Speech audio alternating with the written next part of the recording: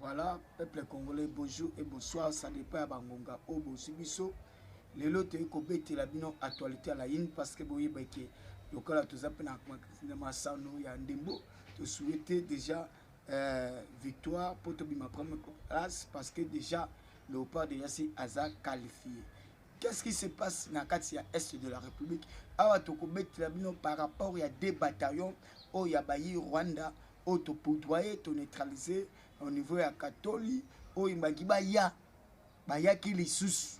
Parce que balongwa kuna bayaki mais forces armées congolaises basali un grand travail sophistiqué oyo tous les deux bataillons oyo à l'armée rwandaise oyo bayaki pour que ba tchaka kamulunge fait nde e kosalaki des bataillons là na kati ya katoli et to frapper basali ko kweya na kati ya katoli et mayeni lisusu esami par rapport toujours à makambo ya health.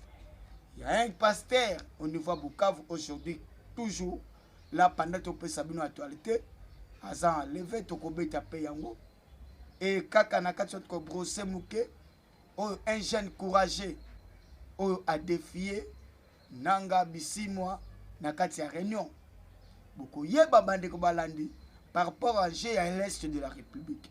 Et si c'est que les Congolais vont comprendre que non, nous devons se battre et nous devons se mettre debout.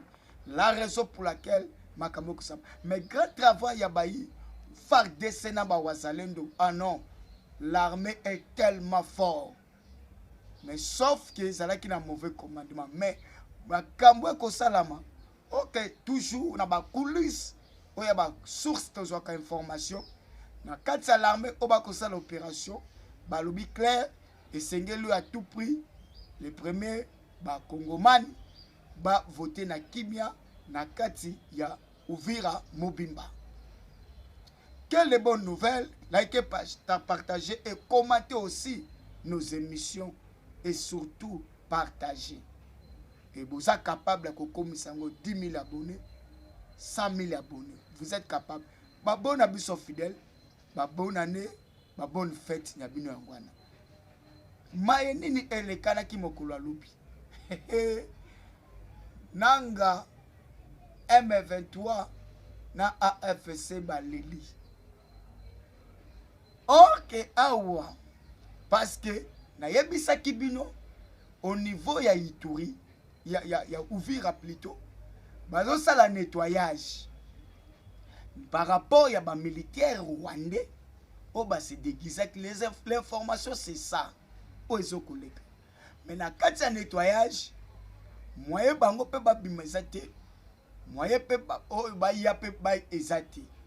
Maintenant, nous avons vite compris que le Rwanda s'est décidé. Ya ko sanini, ya ko se renforcer ba oh pe bazana kati ya place de la République place au ba ko bombarder bango pour que baye bana toujours kozwa auto bengi Uvira dans leur position. La raison pour laquelle yoki nani oyo Rwandais oyo mususu oyo awuti koloba muto ya PPRD le nom m'échappe dès lors que le nom va me revenir na ko pesa kombo na ye o awutaki awa kendaki kuna ceux qui sont là si je m'abuse entre Eric qui sont là oui. Alobi nini alobi kuba biango lelo alobi clair na compte Twitter na mnyani alobi dès lors ba kozwa pouvoir bango so bazui pouvoir ba auto bengi baluba ba kozongisa bango na Kasai tous les baluba o baza partout na Congo et oso ba boyi kozongisa bango so oya boyi kozonga du alors ba koboma wana betiango kuna nani abetiango batoyo oyo bino ba misusu bolandaka. La raison pour laquelle yebisaka bino bolandaka apose bezala informé mais mai nini salami panda bakosala bongo baza déjà ya kokweya pe bakokukana bango te malgré bakosuba bongo eloko ane kosalama te na kati na yango tangu l'armée ko nettoyer parce que le hibou na oto bengi panthère noire na bawazalendo bako nettoyer Uvira Mobimba. La raison pour laquelle, bien que Uvira est déjà sous contrôle, mais ils sont sous contrôle vraiment définitivement par rapport à Batou Oyo Babatami Nakati ya Bakwe Oyo l'armée a nettoyer. La raison pour laquelle l'armée n'a nous a communiqué que nous Uvira Mobimba est Makambutu ici.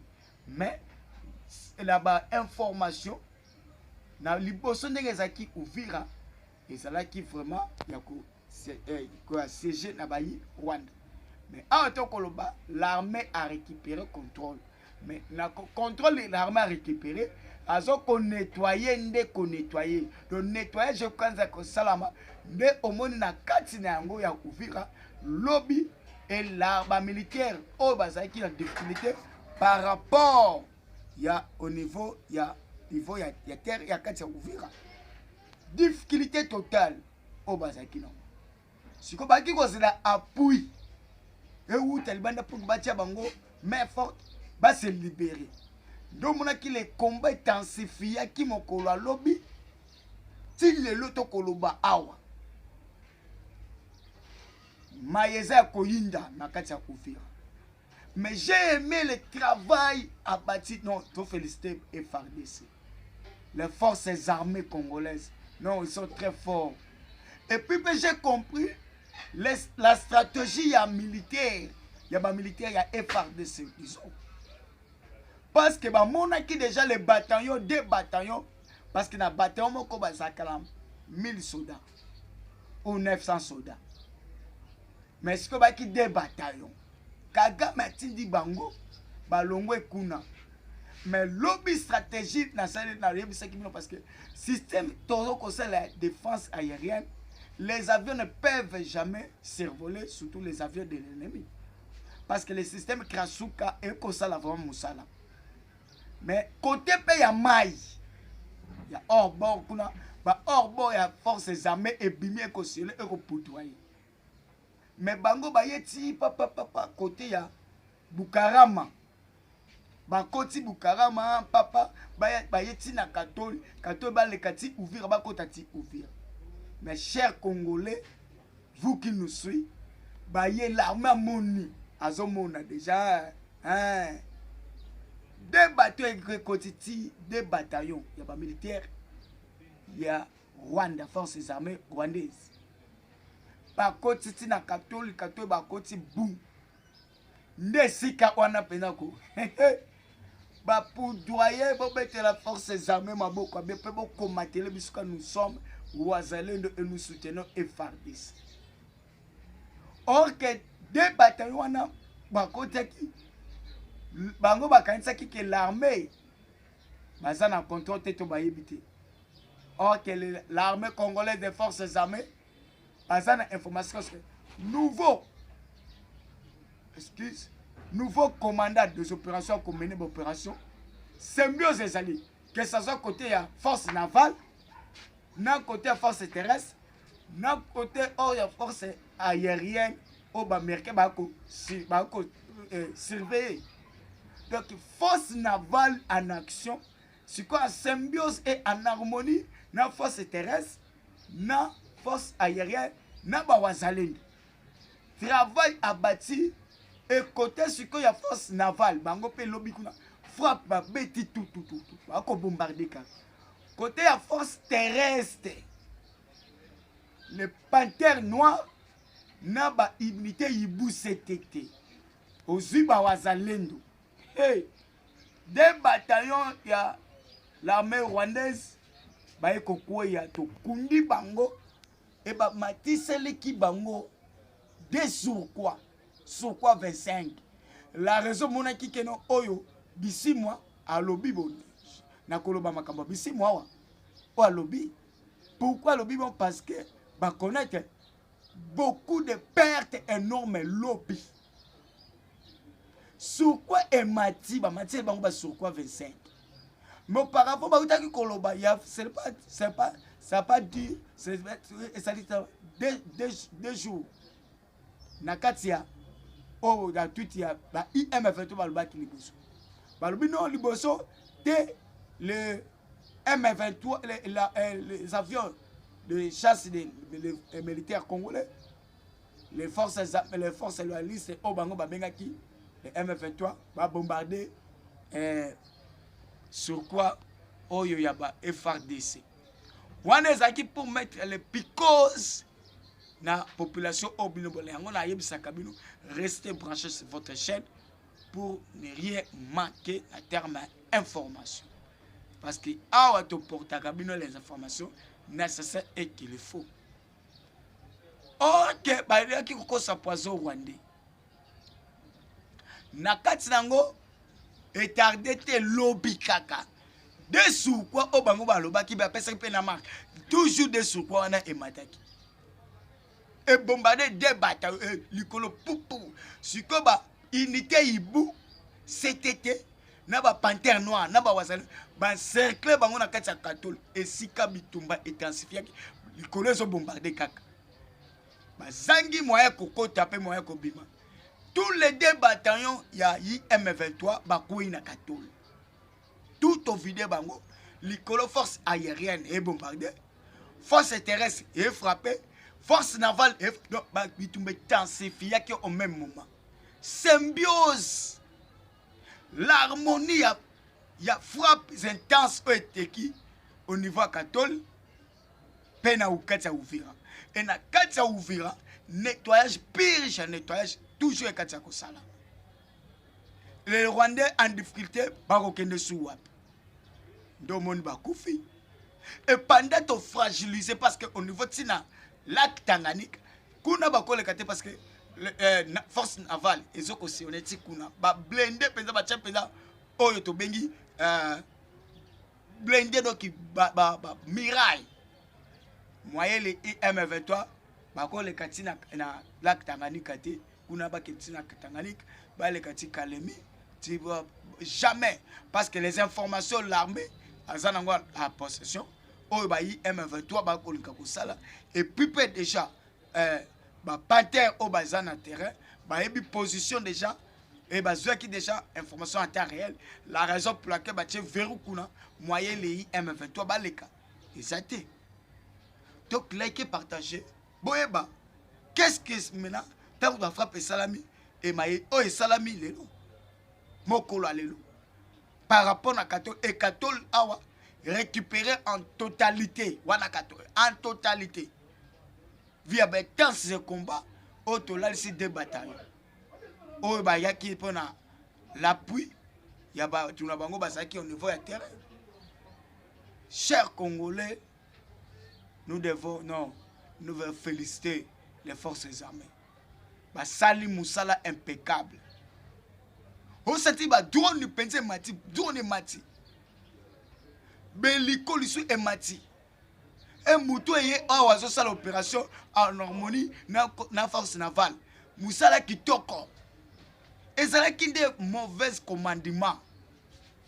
Musala moko eye vraiment kitoko.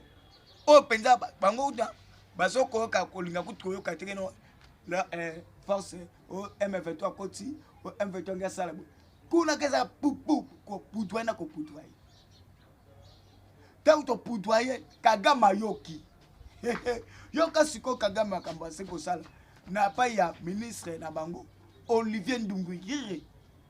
O ya pesi information lelo ministre affaires étrangères.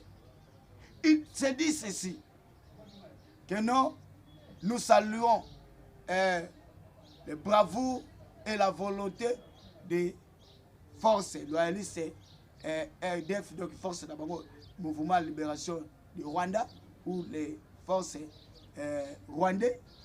Nous le lengue na volonté se retirer pour na koluka kozonga na terme à négociation sous yama solo. Wana Olivier alobi. Et pourquoi alobi que non ba saluer volonté prise na force rwandais ndenge bazoko bima na force IM23 ndenge bako bima pour que bazonga lisusu na terme de dialogue ou ya négociation. Le peuple gagne toujours et la nation gagne toujours et la nation restera indivisible. Et aujourd'hui Tshisekedi vient de montrer à la face du monde que les Rwandais bakosaki nde mbino que ba se retirer. Donc pendant tout ce temps ba se retirer quitter. Pendant tout ce temps et le loi kolobaki non nous saluons la volonté prise et engagement oh ya ba M23 ba se retirer pour la cause na terme ya auto bengi ya discussion ya table. Oh monsieur Olivier aussi la Sonia. Voyez pourquoi bandeko baladi à lobby bongo? C'est parce que bazui ba perte ba kufinde belé parce que ba santé taki ba kosaki batuke ya ko fêter batuke ba bimi mais ba bimi te ba se camoufler. OK na ko se camoufler et PC siko tu sais quelle raison et le monde a constaté que le M23 ou l'armée rwandaise pas le M23 l'armée rwandaise ba se retira kité ba fandi na bango na kati bazaka na kati ya Congo. La raison pour laquelle et PC siko biso to sala nini to bana ko frapper pe tozo ko boma siko et na kati ya ko bomana ba moni ba kufi trop pe mutu pa zo côté la bango te nde ba komi koloba discussion na oh ba saluer et ko saluer bravo ya kobima eza te ba bimi te et puis pe eza pete no ba oh ba bimi kobima na bango ba zo lobana keneti ba zo kima na frappe oh ba zo kima ngo nde akosi pona ke parce que bango balingaka échec te bazo polo na bango bazo nge échec te que baloba kente ote tozo kobima bomoni ku to bandi na biso kobima to bandi na biso kobima ok ça qu'il faut ezande to bomi bango ebele la kobima wana siko ba militaire M23 bandi kobima na kokima na frappe parce que moto akokotela bango ezate le système o ezaki derrière bango o ya yi français o baki ko pesa bango bakota ba poutoyer ngo na États-Unis d'Amérique na ZSA et maintenant baza considérer que le même titre que de beaucoup arabes de Shebab de djihadistes maintenant ngo moni to matiseli bango les avions tous les équipements nécessaires qu'il faut pour na baza ba terroristes baza vraiment en même charte que les terroristes. Maintenant nous devons poutoyer et personne ne va l'intervenir. Dès que kima na bango ba kima Olivier ko masquer information ya koloba keno to saluer bravoure prise ya engagement ndenge ba M23 bandi ko bima na bango pour que to songa na terme de discussion à table na gouvernement congolais pour na koluka kimia na sous région à Grand Lac entre les deux nations. C'est faux. Boko bundana tala. Chers Congolais, qu'on ne vous trompe pas. Donc tozo ko bombarder et les lopé li sous. Na ebisa kibino le général Obache Awa.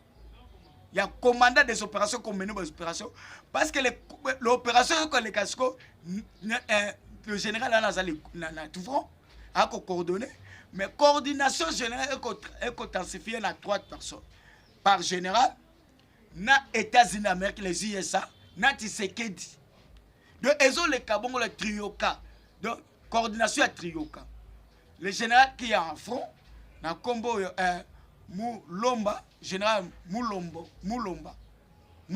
yende azoko travailler na États-Unis d'Amérique a surveiller l'est de la République pour installer système Krasukra na Tshisekedi a kolanda de près ou a participé déjà mon d'ordre que et Sénégal a tout pour récupérer tous les territoires. Maintenant ba panthère yango moni ba tie ba panthère noire na unité Ibu cet été dans le front. Et Mulomba le général Mulomba y a matissé tous les équipements e ba ki o matasuté. Azongi sango mati lobby to beti 2 bataillons par hormis ya auto frappé qui kuna côté ya port pena aéroport. Hormis ya auto frappé qui li sous na côté ya Katola 1 na Katola 2. Et lobby donc on y atta au niveau ya auto bengi ya Katol toniati na Katogota toniati donc on y atta lisusu awa na sikoto bengi ti Kasenga, Toniati, to poudroyer les militaires en débandade. Bango nyonso wana ata mutu moko aza na bomo te pe abimite pe aza invité bazif ba frappe ya frappe. Yango yoki Kagame aleli ndo yoki otobengi nani oyo Olivier Ndugira lobi bongo. Tokozonga na table de négociation parce que la négociation déjà c'est cela qui to kundaki yango a tozo ko appliquer la résolution Otobengi 2808. Maintenant un passé qui a Bukavu oyo alaki kolakisa ki kolobake non. Je pensais que na prédication na ye ah bah lever like partager ba ko ibisa biso donc beaucoup like te beaucoup partager peut beaucoup commenter surtout s'abonner. Bon la biso ce qu'on fait. Qu'est-ce qui se passe au moment où tokolo balé? Il y a un pasteur à Bukavu. A lobi boye ba kongol bolanda. Dans la vidéo là. A lobi na s'étonner. Je croyais que des Congolais le lenge balobaka ba français moko mile ba français makasi ke baza mayeli. Mais hormis ya ba français wana ba congolais baza mayeli te. Comment un jeune, un Rwandais moko aye et pas na yo ako massacrer bino, ako boma bino po boza ebele bino ba jeune. Pe asali musala na ye pe azubino en otage mais azaka ye moko ye mutu moko mais yo oza na mboka na yo.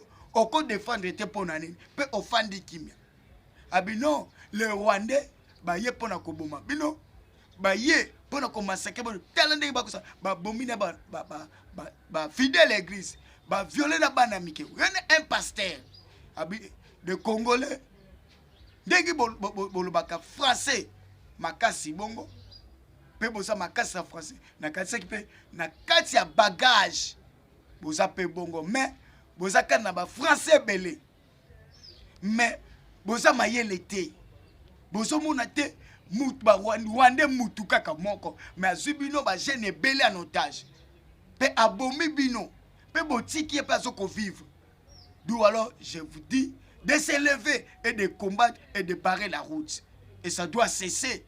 On est impassé na Bukavu et au moment tant azo on a prédication na abino. Ça doit cesser, vous devez se lever, combler les ressources plus fort. Pendant ce temps, système est bino bofandi wana. Et banda kala. Wuta na 94. Tilelo. Wana pasteur wana zoko prêcher. Non niveau Bukavu. Et aujourd'hui, je vous dis, vu la sensibilisation au Salaki, au Lobaki, à vous faire veiller. Les Rwandais, les militaires M23 et bar FSC. Toko lo ba cercaki na butwa lelo ba cercaki ndaku na ye pe pasteur wana aza levé akomona na su. Voilà na kaka pa na biso a dès lors que ce ko bandi ko beta ba bandi ko dénoncer et ba ndeki ko fragiliser le lenge moko pe ba fragiliser oyo général Sylvain Keng. Parce qu'il a tout dit la vérité, et c'est ça la vérité. Si Yaboye et même Moussa avait dit, Moussa avait bien dit ça, dans 94, Abiba to ba yelenga boye, ba pesi biso, ba sina bango ba Rwandais, pour ko fragiliser biso, ko karabiso, pena, ba pesa ba information tout le temps na Rwanda. Pe ba yebanako, faibli biso pas, ba lobaki au Congo, nous ne devons jamais que Tocha, un président qui est congolais et qui est fort. Vous aviez bien dit ça. Maintenant, leur système, il y a que personne qui a biso passi na bango. Et biso peut tobali na bango, toboti na bango. Sylvain Keita malobi albokomiko. Ko suspendre, ko suspension. On t'avoue. Pendant mutazo ko loba malam. Pendant mutazo ko dénoncer. Pendant mutazo ko bete ba au Rwanda ezalaka bongo te. Au Rwanda Kagame asala boye. Kagame landa. Par rapport à la suspension au BOPC, je suis pas d'accord avec ça. Mais je suis contre de cette suspension. Parce que, na Rwanda, dès lors que ça la nan, ceux qui ont Congolais, na Rwanda, on accepte. pe ba ko protéger yo. Kagame c'est ça monde de vie ne yangwana. Pe ayebisa ba même ne betelo na bana 3e primaire na partie ya bas âge na kuna ebisa ba moni Kivu na Uvira Bukavu non Sud Kivu na Nord Kivu ezaka mabele ya Rwanda esenge bazwa biso bakatela bango kokatela mais faut to récupérer mwana atia sokola zotanga nango parce qu'il caille déjà mais biso peut-être taxe to bête ennemi to sala biso tout soudé to fragiliser ennemi to niati ennemi et bozo comme si qu'on faiblit bato ba comme ko bulisa ba ennemi. Nous sommes de quel genre de Congolais? Et ce que le pasteur a dit, Hazard a raison. Mais ce que vous devez savoir, l'armée a Matissi vraiment a une facette qui toque facette mususu oyo frappe comme intensifier comme salama. Nakati il y a Otobengi, il y a S de la République et nettoyage et kusama. Et hier, les militaires M23 des bataillons tout bakoufi ata moko abimi na bon moité nakati ya Kato tout fragilise et Kato récupéré na totalité et tozoko sokola sikoyo Uvira Mobimba parce que l'armée a décidé pour si les premiers Congolais à Uvira va fêter na kimia nyonso na Uvira donc mon pire j'ai que salam et tina sikoyo. Voilà, merci na bino nyonso tubolanda kibiso pe ba bonne année ba merveille na bino et bozanga te ko s'abonner ko partager des sous ko ya les sous ko pesa biso information en général bino ba o bolanda kabiso ko zape ba abonner fidèle na biso pe bo partager pour que chaîne na bino ezala toujours sécurisé pe les colo makasi. Merci beaucoup, ciao.